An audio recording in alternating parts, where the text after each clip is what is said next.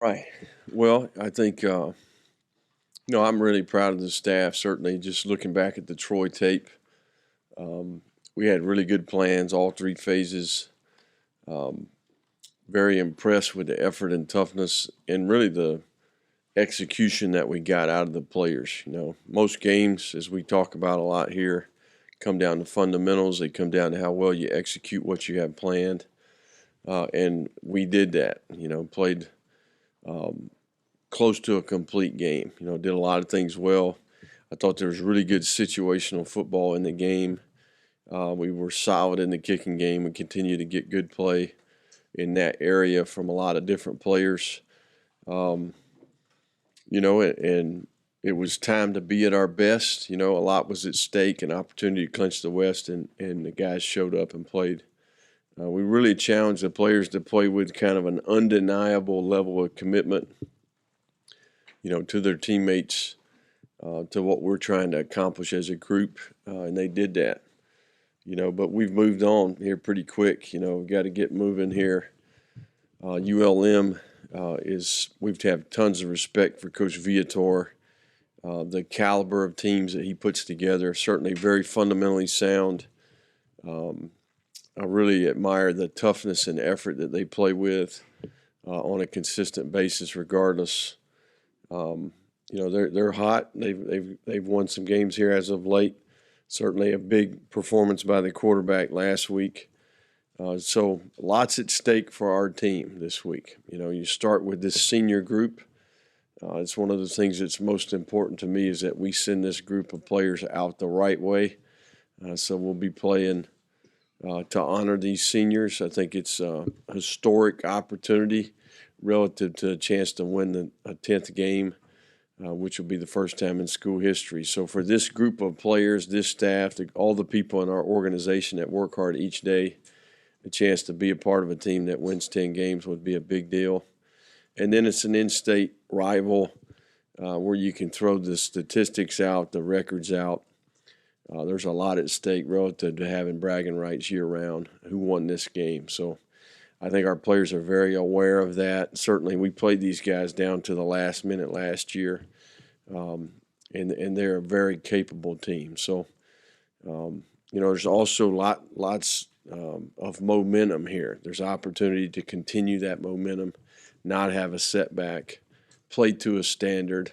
Last time we had a scenario like this, we didn't handle that as well. So a chance to maybe improve in regards to that. So we're excited about competing against ULM and look forward to an opportunity to play together one more time. I think that they got challenges all over the field. I think you start with the effort and toughness that they play with. Defensively, when you put the tape on, that's what you see. You see a lot of good athletes, a lot of good football players that are well coached.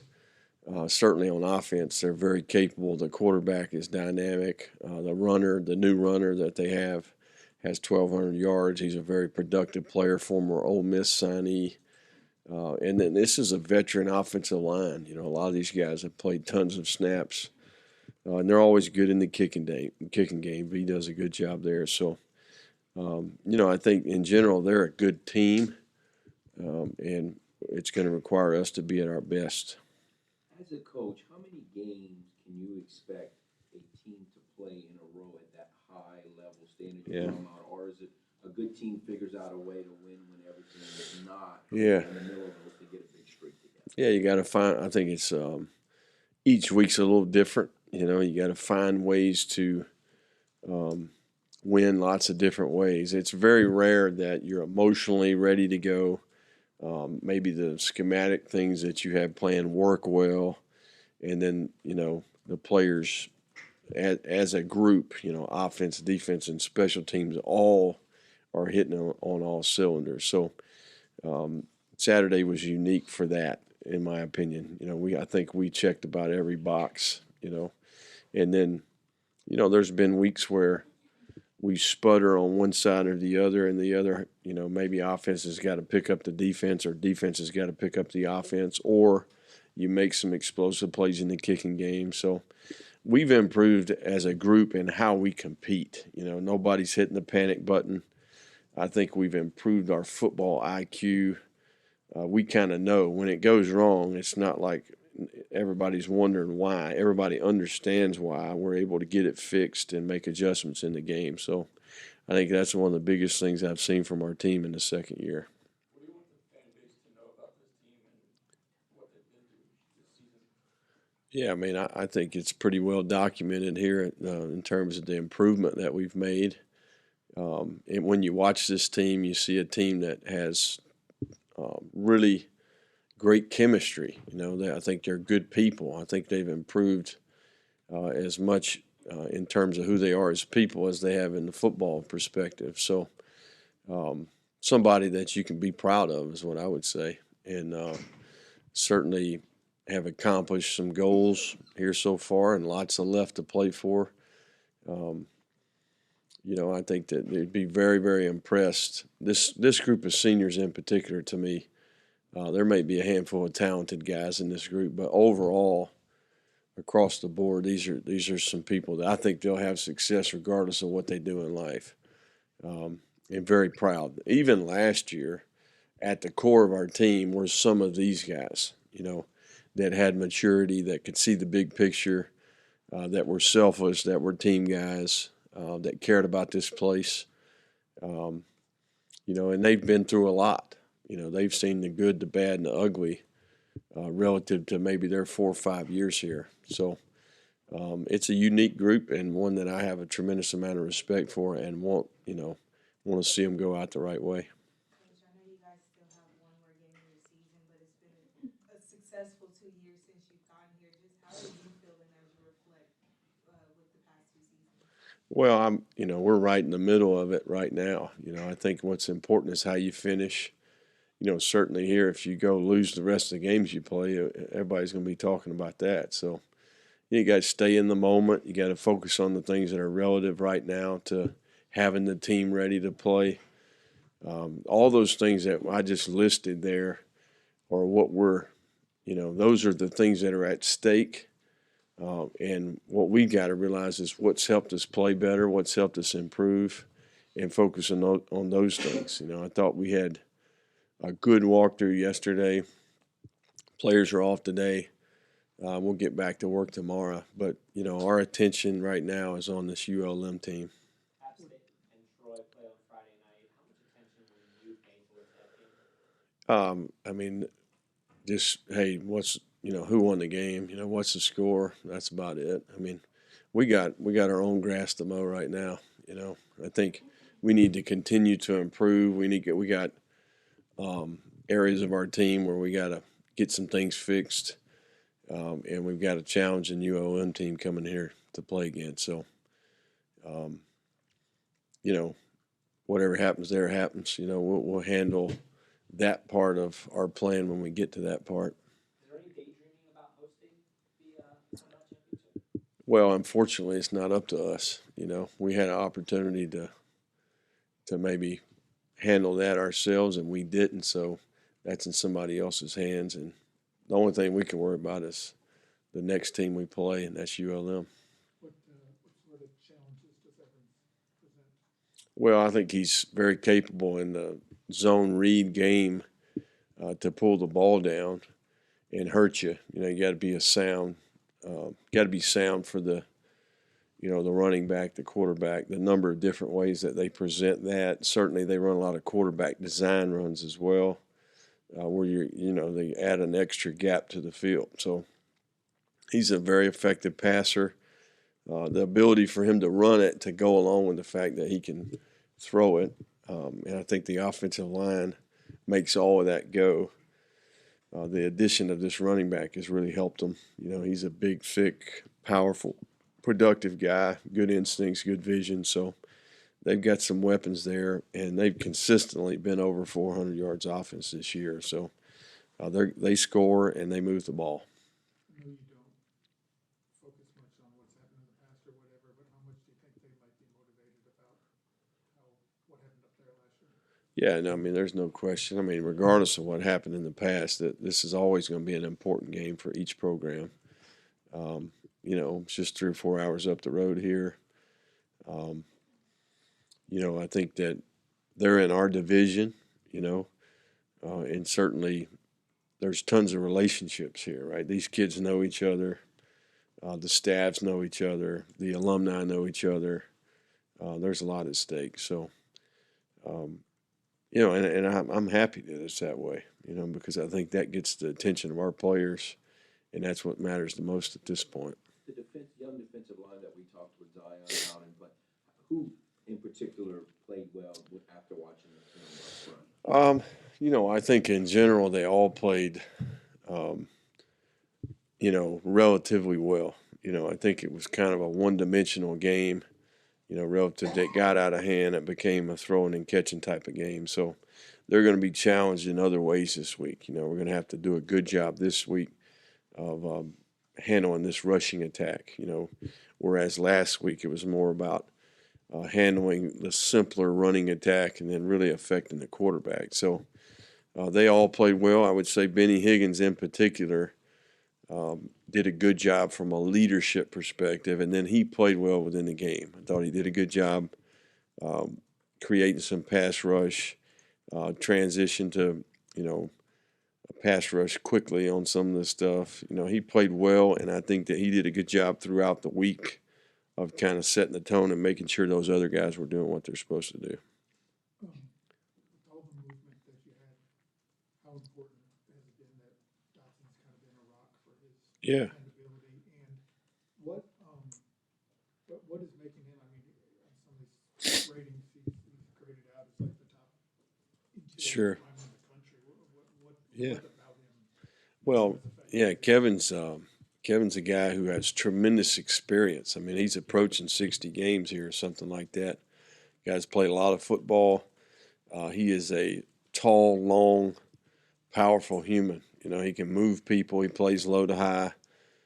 He's really improved from a fundamental perspective. He's improved from a communication perspective. And he is that consistent guy that you mentioned earlier. His energy. He's a guy that he has a pulse on the team. He can affect other people around him. I think that's the biggest thing. He's been a very effective player, and I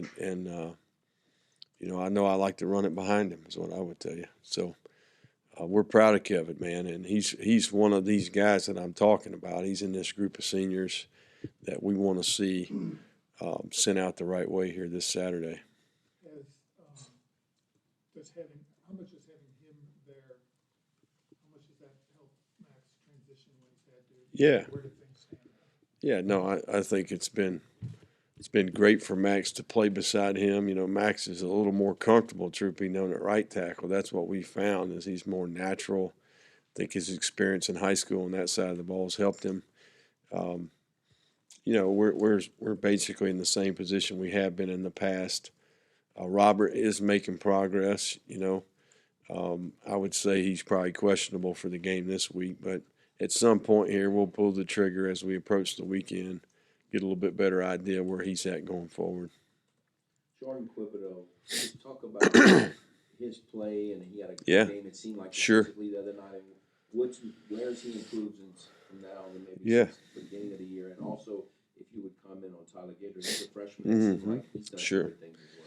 Yeah, Quibido is a guy who former walk-on last year that we put on scholarship.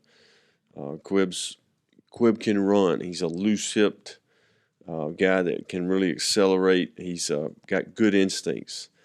He finds the ball. He's elusive in the open field on the cover units. He was a four-core guy for us last year. And then he's really emerged as a linebacker on our team. And a guy, I think, just from a football IQ, I think his decision-making, his communication, he's playing with more conviction. He's processing quicker. He's keying and diagnosing quicker. Therefore, he's become a much better player, much more effective player. He's a little undersized, but he can run. And he's, a guy that's intelligent. I think he's a guy that's been really huge for our team he's emerged in one of those guys that's become a more and more consistent player for us. Guidry, I think you're spot on, probably one of his better days. I got a chance to play him a little bit more. His role in special teams last week was very important.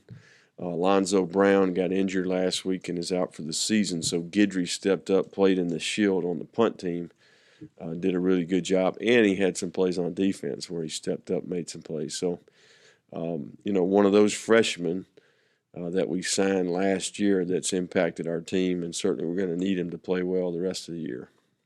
I think you addressed this last week too, but how much do you rest assured that Chris Smith will just step right into that Kelly role next season? Yeah, I mean, I think he could do it this week if we needed him to.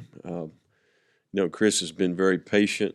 He's really bought into the special teams role. He plays a lot of snaps every week on special teams. When we've got the game in hand, he's been able to play and do well. The one week that Trey was a little banged up, he played more snaps that week. The old Coach Robe's deal about working while you wait, I think he's a prime example of that. Always has good energy, always positive, a guy that you love to be around, and a guy that, has made a really good transition here. Great student, high character off the field, and been a very, very good player. He played in the final 4 games of the year last year, and has kind of carried that momentum into this year. Do you teach backup quarterbacks to hand off for one-play drives? Yeah, that's right. That's right. I think Chris, we all kind of stand up when he gets the ball and it gets to the second level. He's going to be fun to watch for a while here. When Stevie made those 2 40-something yards field goals, especially one from 49, we talked 3 or 4 weeks ago about how you maybe thought a little handcuffed. Are those handcuffs Sure. off now? Oh, yeah. Yeah, he's, I think that he's done a tremendous job. I think it's a sign of his maturity. I think he's really come a long way just in his mental approach. He's he's tougher, just call it like it is. He can handle the good and the bad. I think it's important to Stevie to do his job for his team, and he works as hard as anybody. And certainly I think his teammates sense that, and they want him to have success. And they've been very supportive through the ups and the downs, and I think that's one of the reasons he's been able to overcome a little bit of that slump. But no, we certainly are happy for Stevie, and he's been huge for our team here the last couple of weeks.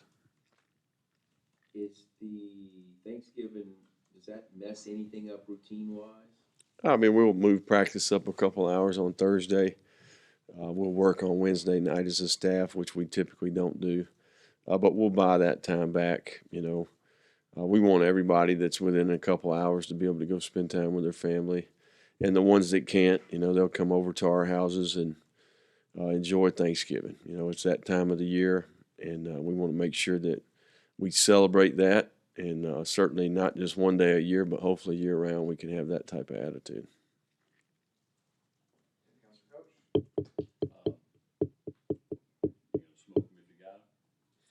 Well, we'll leave that to after the game. I think, yeah, no comment.